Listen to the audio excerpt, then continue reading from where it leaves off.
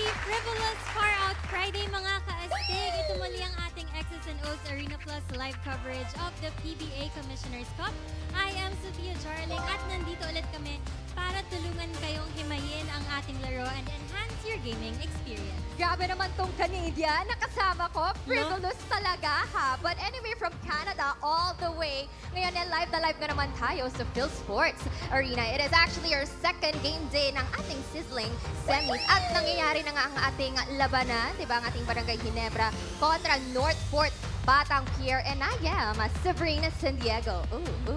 Ganon. Wow, ganon. Anyway, what is our halftime score? Okay, so our halftime score is 68-39 in favor of Ginebra San Miguel. So anyway, diba, Barangay Ginebra right now is having a comfortable lead. Pero kung babalikan natin ang nangyari nga sa ating Game 1, what happened ba doon? So, okay, so yung last game, tila walang kawalan ang Barangay Ginebra. Tapos, ngayon, ito ang nangyayari. Paano? Ito ngayon. Parang sila yung napupunta sa North eh. Oo No? nga. Parang pa-North na ata ang Barangay Ginebra. But kudos rin kay William Navarro earlier, yung kanyang mga pa-reverse ganap, diba? Na layup. Nanood.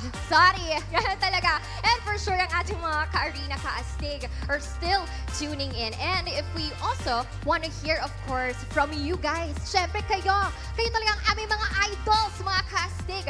Feel free to follow us on all of our social media platforms. We are at ArenaPlus PH. Yeah, diba? Right on our screens, guys. Kitang-kita nyo where you can follow us. Bongga. Yes. At para sa inyong bago at mga suki dito sa ArenaPlus, may mga handog kami para sa inyo mga ka-astig.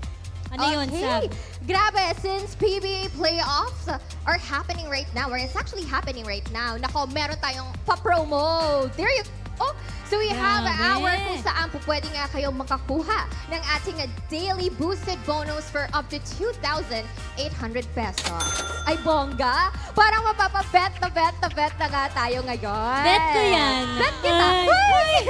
Anyway, for this one, kailangan nyo lang namang mag-deposit ng at least 20 pesos on the game day to unlock bonus as well. Meron din tayong tinatawag na Lucky 7 extra bonus wherein may extra bonus kayo up to 600 pesos. Grabe yun ha. Kung may Lucky 7 in the last digit of the results of any PBA game, guys, depending pa nga yan sa ating turnover level. What else? Take note nga rin na hindi rin naman to kasama, of course, ang ating parlay bets in the turnover calculations. Ang dami nangyayari. Pero, guys, ano pa ba? So, ano pa ba yung mga dapat nating abangan dito? Grabe, ha? Ang dapat natin tandaan ay ang swipe, click, bet kasi yan ang easy bet system na meron ng ArenaPlus kaya sobrang easy mag-bet at mabet nyo yan, bet na bet ko yan at yan. Ngayon naman, punta tayo sa ating bagong featured segment. Okay. Ang tawag dito ay Ka-Astig Takeover. Takeover. Wow! Tayo ay may i-guest.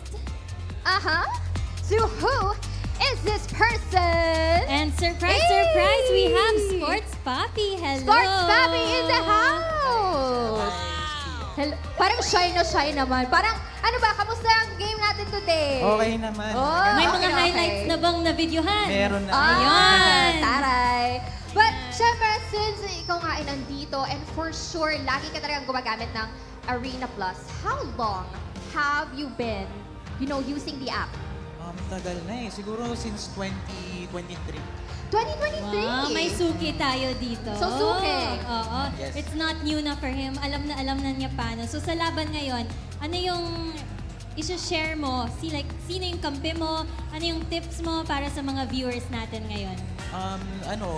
So far, kita naman natin na sobrang dominant na pinapakita ng Ginebra. So, parang for this game, sa kanila ako. Kahit na mas mababa yung returns? Okay, bilang taga-ano lang ako dito, di ba? Taga-hype. Ang dami ko na naman natututunan from you guys. Okay, so ayan. maliban sa money line, which we're all familiar, yung ating option na yan for betting, anong napupusuan mo sa tayaan natin sa game ngayon? Is it handicap or over-under ba? Siguro handicap. Handicap, why? I don't know eh. Pero ever since talaga, pag nag-bet ako sa ArenaPlus, handicap kasi mas familiar ako sa doon.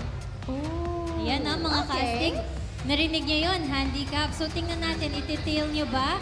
Or hindi niyo ba susundan? Or magsasarili ba kayo? Ano bang OMG. bet niyo? Speaking of bet, any anything na you would like to say, of course, lalong-lalo na sa ating mga first-timer na bettors? Sa ArenaPlus, So sa mga first time na better sa ArenaPlus, so ano lang, be responsible lang and then know your limits, ayun. Kasi at the end of the day, di ba, hindi naman always kayo mananalo. So, ayun lang, be knowledgeable din sa mga tatayaan nyo. Okay. So, know your limits, di ba? Be responsible, gamer as well. Pero Soph, anything that you would like to add? Narinig niyo yun, guys. And with that, this is the X's and O's ArenaPlus coverage of the PBA 49th Season Commissioner's Cup presented to you by ArenaPlus. Sama-sama sa Arena, the #1 sportsbook app in the Philippines, the official partner of the PBA, and licensed by PAGCO. Sa ArenaPlus. Tuloy-tuloy pa rin ang pag-arangkada ng Barangay Ginebra San Miguel dito sa game number 2 ng PBA Commissioner's Cup semifinals na inyong napapanood ng live sa RPTV simulcast sa PBA Rush. Ako po ang inyong lingkod, Anton Roxas, representing X's and O's ArenaPlus Live. Sama-sama tayo sa arena. At bago natin pag-usapan ang mga nangyari sa first half ng bakbakang Northport at Barangay Ginebra, we'd like to remind everybody to follow our social media accounts at ArenaPlus PH on X, TikTok, and of course Instagram. And do check out ArenaPlus on Facebook as well and join our more than 600,000 community of fans para suportahan ang inyong mga paboritong kuponan at manlalaro. Just log on to www.arenaplus.ph. At syempre, i-welcome natin ang ating mga distinguished gentlemen dito sa ating panel sa X's and O's ArenaPlus Live. To my left, of course, 3-time PBA champion coach and 3-time PBA Coach of the Year, Coach Ryan Gregorio. And we welcome back dito sa ating programa, one of the PBA's 40 greatest, Coach Ronnie Magsanoc. Yes! Gentlemen, tuloy-tuloy pa rin ang pag-arangkada ng Barangay Ginebra dito sa game number 2. They led by as many as 30 in game number 1 against Northport, but that was in the second half. Coach RG, dito pa lang sa first half, lumamang na ng 30 ang barangay. Very sharp, lalong-lalo na yung execution nitong Barangay Ginebra. And it is just simply impressive the way they are passing the ball. They had 21 assists out of 24 field goals made. Maraming apprehensions at the start of this series. Ang sinasabi nila, baka pagod itong Barangay Ginebra, but they're simply not showing it. But what is so obvious is the rust factor of Northport. Coach Ronnie, nawala yung edge nila. Nakakagulat dahil we all know how they lorded it over in terms of the number of wins that they were able to generate nung elimination round at pagdating doon sa quarterfinals. Pero ngayon, hindi mo nakikita yung itsurang naging number 1 sila doon sa ating mga opening games. Coach Ronnie, pinanood mo yung laro ng first half. You were out there in the crowd. Ano ba yung mga napansin mo sa Northport kaya sila naghahabol ngayon? Napansin ko, hirap silang bantayan ng Ginebra. Napansin ko yung mga numero na nagpahirap sa kanila doon sa first game na pagkatalo, maagang lumitaw dito. At nagpapahabol sa kanila ay yung second unit, which has accounted for 27 of their first half output. But the reality is, kung hindi papalo ng scoring si Kadim Jack, si Joshua Monzon at si Arvin Tolentino, it's going to be a tall order for them to be able to fight back, cut into the lead, and hope that they can win game number 2. Kadim Jack had 33 points in game number 1. The problem was, aside from him, it was only Joshua Monzon who scored in double digits para sa kupunan ni Coach Bonnie Tan, and he had 10 points in that game. Arvin Tolentino averaging 23.2 points per contest coming into the semifinals. 8 points lamang in game number 1. Let's take a look at the numbers na naibibigay ng dalawang import para sa kanilang mga kupunan, Justin Brownlee and of course, Kadim Jack. Hindi kailangang mayod nitong si Justin Brownlee. Ibang sitwasyon para rito kay Kadim Jack. Itong import ng Northport, inaasahan talaga maging inside scorer. He is also a reliable mid-range shooter. But more than that, yung ability talaga niya to protect the paint at yung tinatawag nating rim protector. Itong si Brownlee, very limited yung kanyang attempts in the first 2 quarters dahil napakaganda ng nilalaro ng kanyang mga kakampi ng mga locals. But yung ating head-to-head between these 2 imports, mas maraming nai-score si Kadim Jack. better field goal shooting, more rebounds. Mas marami lang ang assist ni JB. Yung steals, pati yung blocks, lamang din dito si Kadim Jack. Pero itong laban na ito ay 5-on-5. Ang laban na ito, team basketball. So maski mas maganda yung individual numbers si Kadim Jack, lamang na lamang itong Barangay Ginebra sa laban natin ngayon. Coach Ronnie, sinabi nga ni Coach Ryan na nakapagpahinga ng konti itong si Justin Brownlee, hindi kailangan na score ng malaking puntos kasi nga yung mga locals ay gumawa. Pati si Jeremiah Gray ginamit na rin ni Coach Tim Cohn. Ano kaya ang kailangan gawin ng Northport, Coach Ronnie, para makabawi dito sa second half? Kailangan magbago yung kanilang effort defensively. Yan yung pinaniniwalaan ko sa unang-una. This is one of the top running teams. One of the top teams in scoring inside the paint and also scoring off turnovers. But the only way for them to be able to do that and get this game into the open court, force turnovers, force defensive misses, get into the running lanes. How can that happen when Ginebra had 21 assists on 24 made field goals? And for the second straight match, Ginebra shooting at about 54-57%. Hindi ka makakatakbo. Hindi ka makakahabol kung hindi ka makakastop. Ang bottom line, offensively, it's a miss or made lead.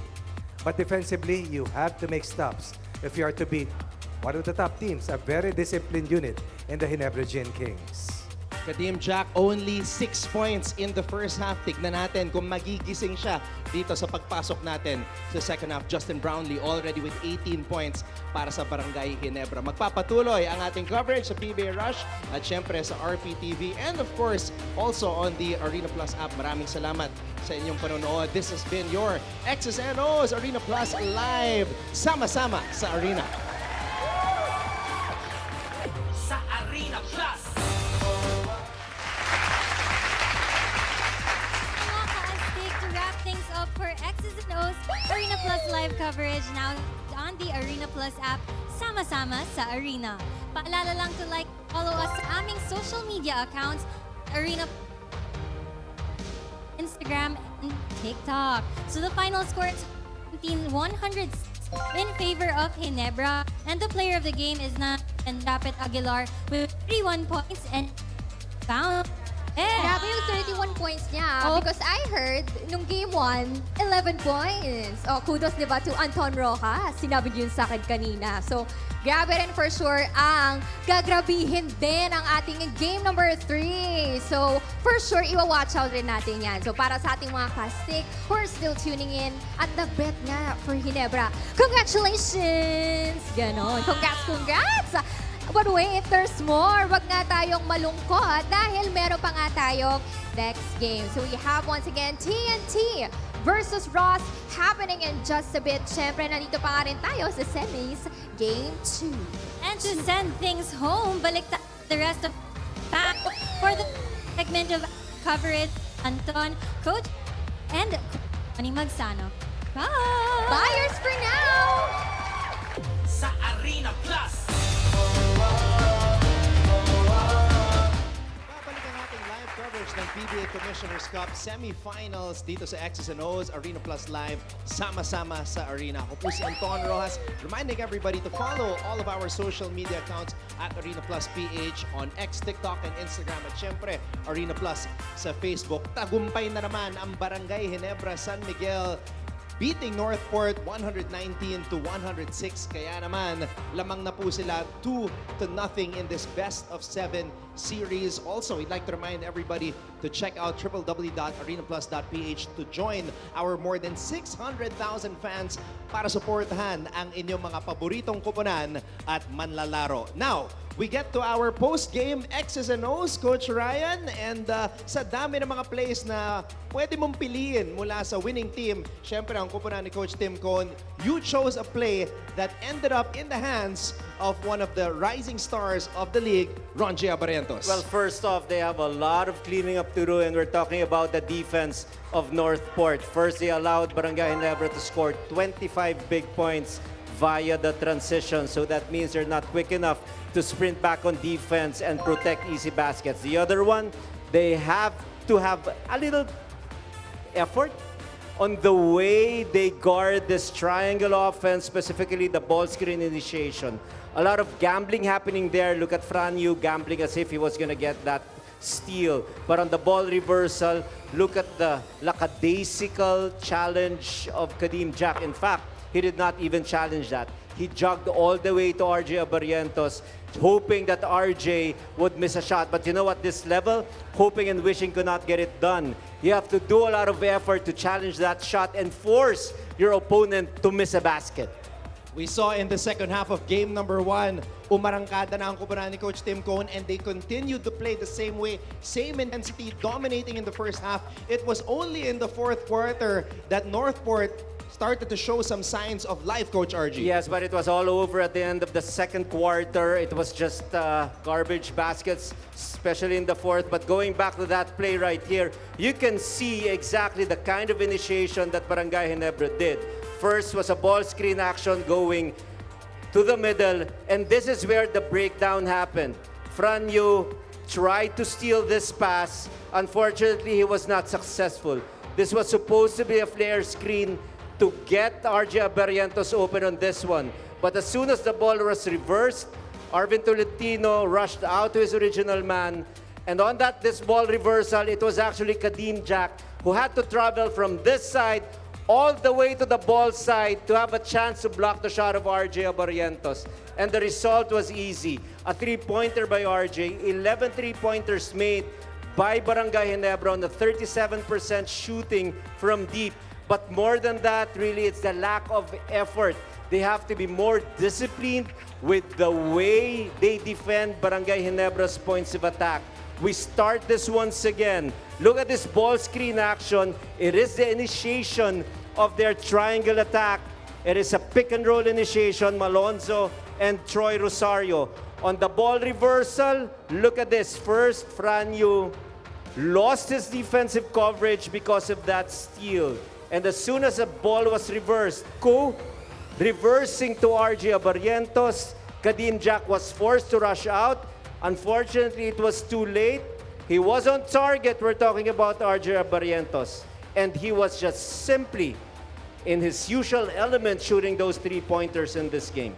One of the 36 assists tallied by Barangay Ginebra in game number 2. That's the same number of assists that they tallied in game number 1. So they have been consistent in terms of that aspect. Japeth Aguilar, 11 points in the first game, 31-point explosion para kay Japeth dito sa game number 2, Coach Ronnie. Pounding the woes of Port. 80 points. And then Japeth Aguilar hitting a season best or a conference best. That simply means the continuous problems on defense has hounded Northport in the course of the last 2 games. The biggest lead in game number 1 was 30-33. Yung pinakamalaking kalamangan na nakita natin mula sa Barangay dito sa game number 2. And we're going to see some other pertinent numbers with regards to what happened in this contest. Nabanggit ko na yung 36 assists. Rebounding was also dominated by Ginebra. 54-37. And the field goal shooting, it is close because it was just 51.2 total field goal shooting for Barangay Ginebra and 47 for Northport. But the reality of the situation is Barangay Ginebra shot 60.8 from the 2-point area. So that means well within the paint or even from mid-range, Barangay Ginebra had a field day shooting wide open shots. So it has to take a lot of effort. It has to be with sense of urgency, Coach Ronnie, for Northport to be able to be closer to Barangay Ginebra in Game 3 and even have a chance to win one game. They're looking at that one in Game 3. That is the only chance for Northport to extend this series. Well, I did say, Coach Ronnie, that they showed some signs of life in that fourth quarter. Hopefully, that can carry over to game number 3 sa darating na linggo. But you cannot afford to be down by 9 at the end of the first half, 26 at the end of quarters.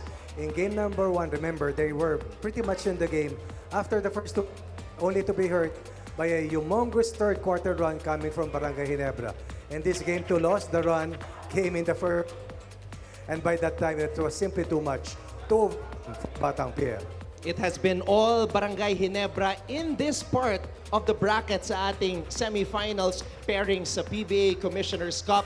Pero hindi pa tayo tapos because in our second game, things were a lot more interesting dahil dikit yung naging bakbakan ng TNT at ng Rain or Shine at yan po ang ating mapapanood sa ilang sandali. So for Coach Ronnie Magsanoc and Coach Ryan Gregorio, my name is Anton Roxas, nagsasabing maraming salamat sa inyong panonood but stay tuned dahil sa ilang sandali magsisimula na po ang ating pangalawang bakbakan featuring TNT Tropang Giga and of course, the Rain or Shine Elasto Painters sa pagpapatuloy ng PBA Commissioner's Cup Semifinals. This has been your X's and O's Arena Plus Live, sama-sama sa Arena. Sa Arena Plus.